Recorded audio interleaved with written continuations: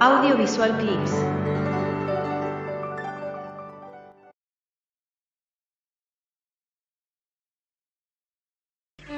¡Ojo que no me morí!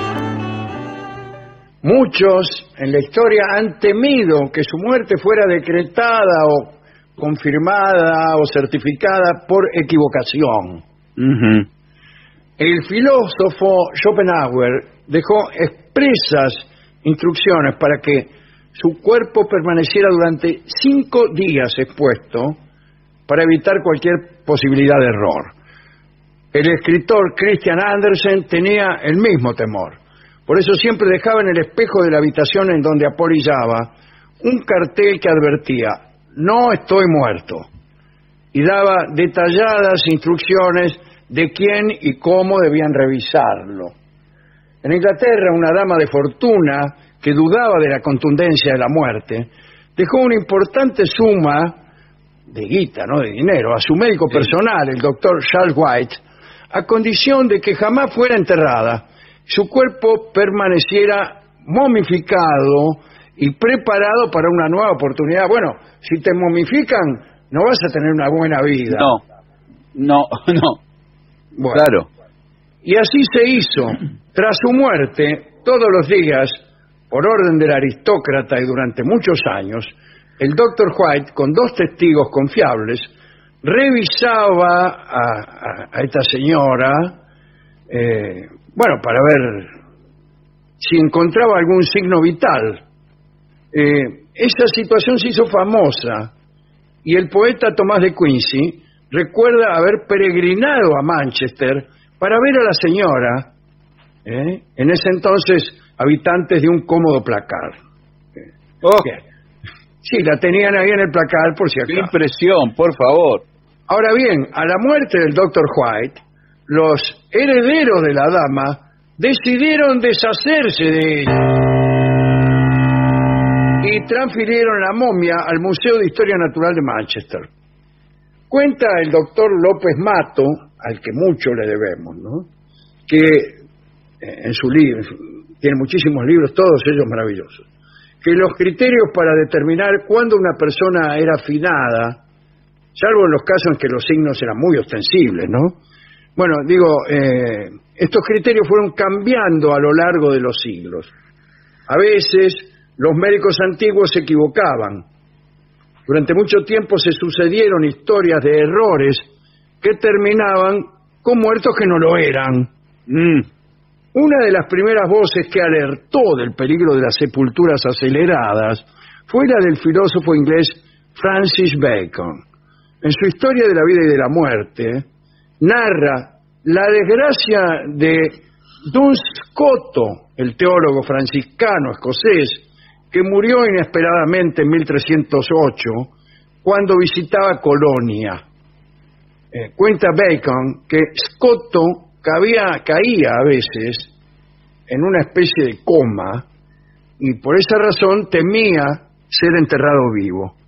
Había aleccionado a su sirviente para que, llegado el caso, comprobara que su fallecimiento era cierto antes de que lo depositaran en la tumba. Pero el religioso fue sepultado en ausencia de este criado y el muchacho, temeroso de que se hubiera cometido un error, pidió la exhumación del cuerpo y vio que el cadáver de su señor presentaba las manos rotas y los dedos mordidos. ¡Ay, Dios! Según Bacon, la tumba del pensador medieval lució esta inscripción durante muchos años: aquí yace Don Scoto, una vez enterrado, pero 2 veces muerto. A mediados del siglo XVIII, el médico Jacob Winslow, danés de nacimiento y francés por adopción, comenzó a enumerar esas historias, algunas reales. Estoy diciendo que si era danés de nacimiento y francés por adopción, Jacob no es una manera muy adecuada de decir su nombre, pero no importa.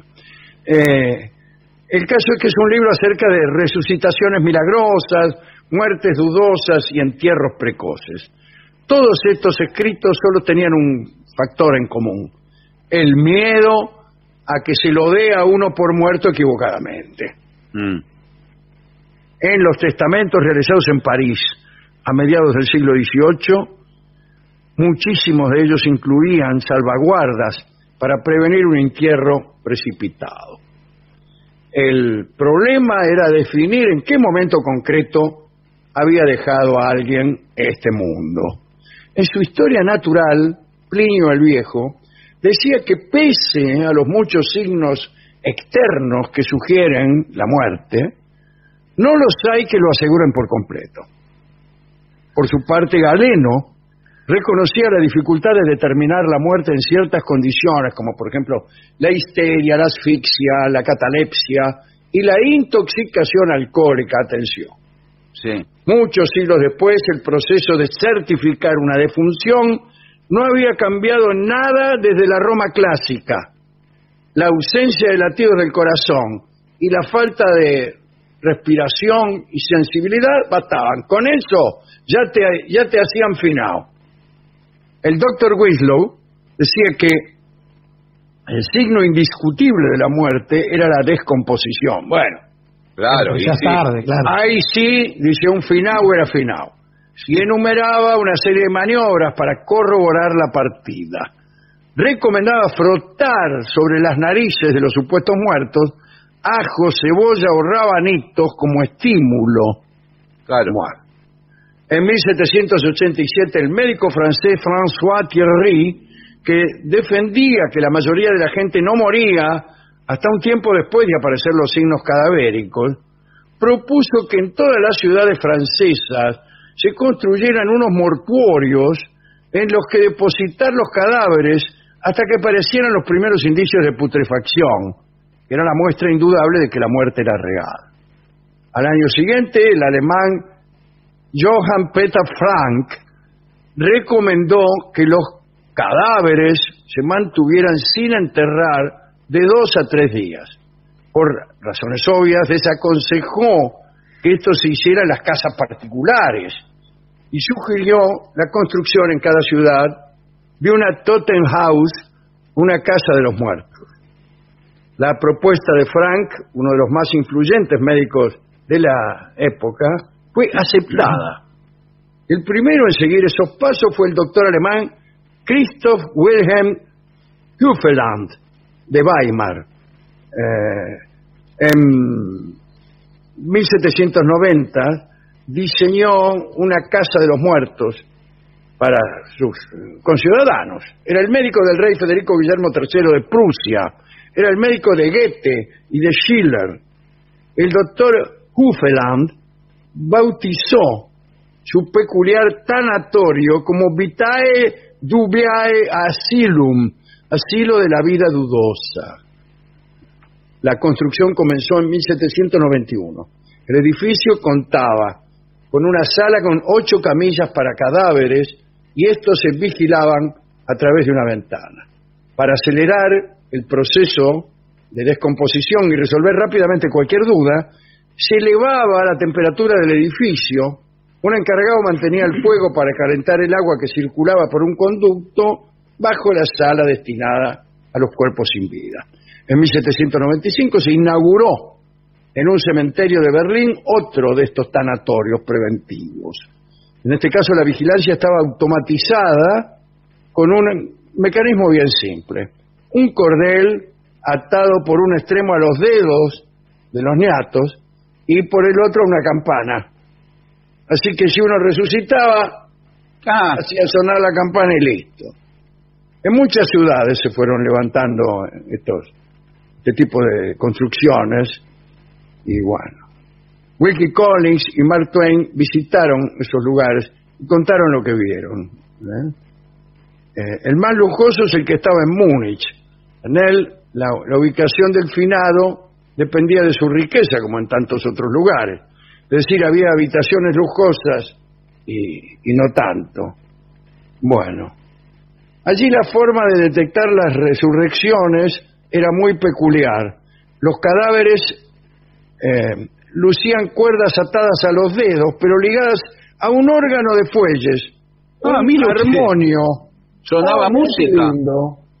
Sí. Y entonces cuando el tipo resucitaba, empezaba...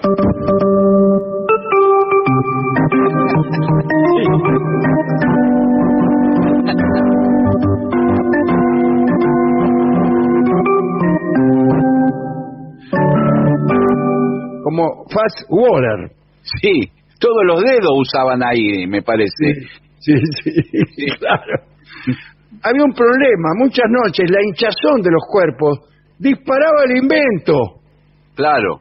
Y estaba el Empieza a tocar vigilante solo. ahí, de golpe.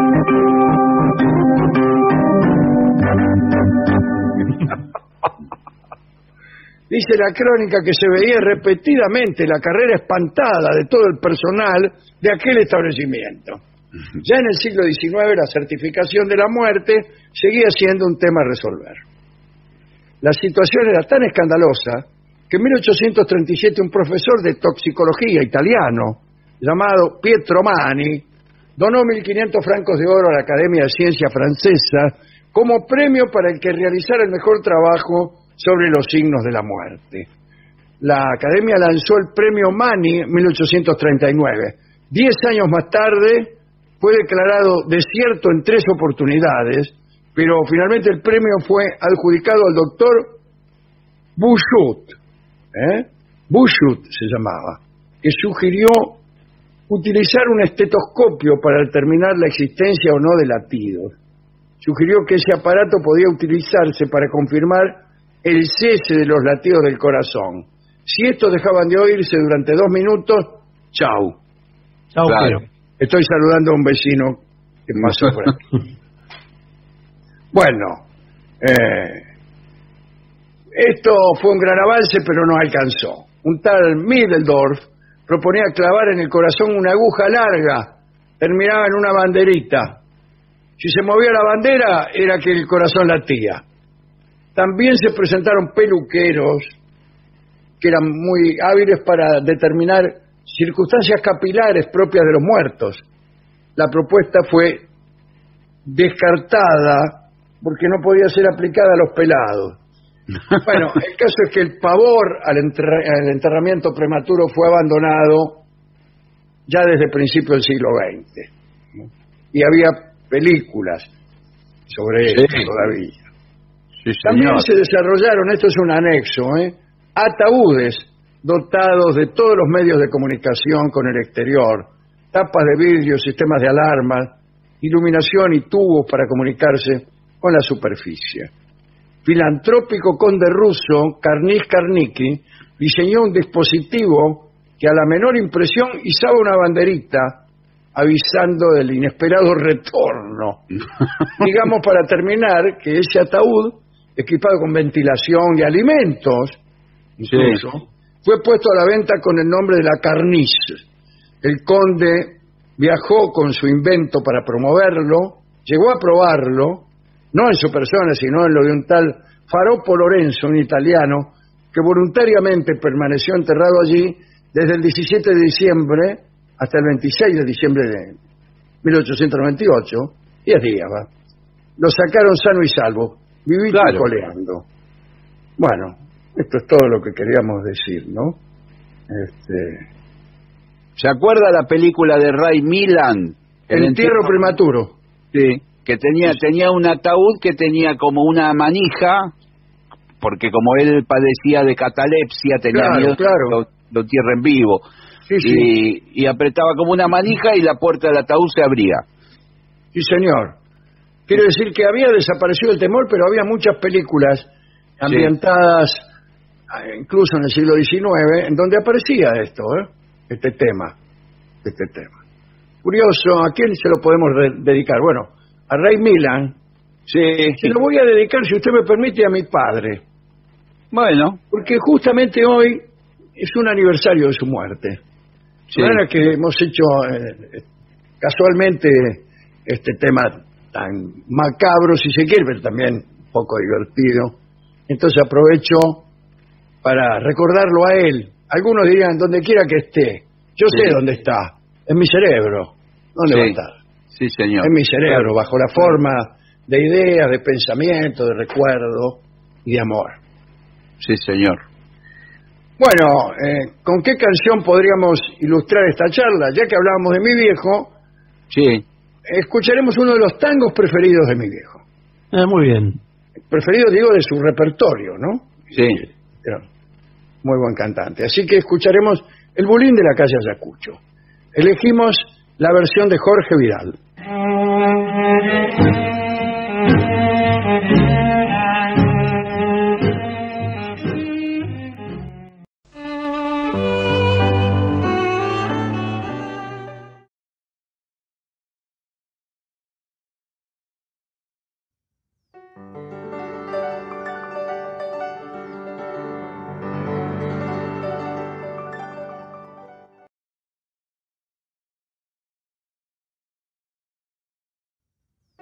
Gracias por ver y escuchar este video, y no olvides suscribirte para recibir las notificaciones de nuevos videos todas las semanas.